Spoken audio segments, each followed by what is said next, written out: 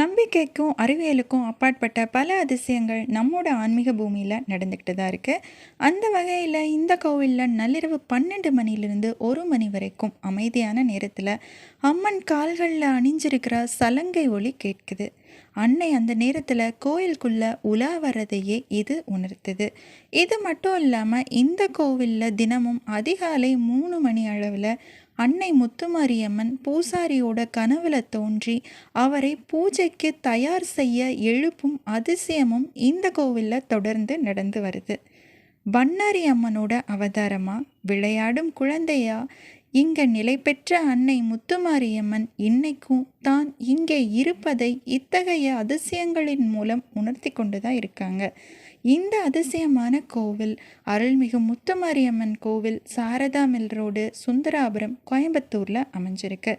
இந்த அதிசயத்தை உணரணும் அப்படின்னா இந்த கோவிலுக்கு நீங்கள் கண்டிப்பாக போகணும். இந்த கோவிலோட சிறப்பு மகிமை என்ன அப்படின்னா காவல் தெய்வங்கள்.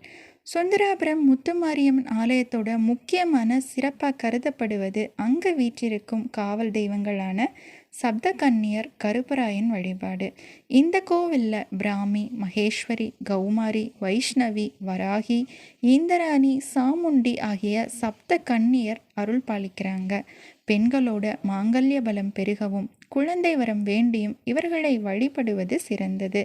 அம்மனின் பல்வேறு அம்சங்களாக விளங்கும் இவங்க பக்தர்களோட வேண்டுதல்களை அன்னை முத்துமாரியம்மனிடம் கொண்டு சேர்த்து வாழ்வை வளமாக்குறாங்க.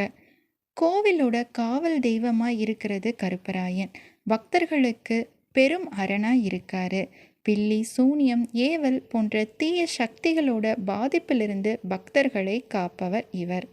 இந்த கோவிலுக்கு வரும் பக்தர்களுக்கு எந்தவித இடையூறும் ஏற்படாமல் தடுத்து தீய எண்ணங்களுடன் வருபவர்களை ஊருக்குள்ளேயே அண்டவிடாமல் தடுக்கும் வல்லமை கொண்டவர் கருப்பராயர்.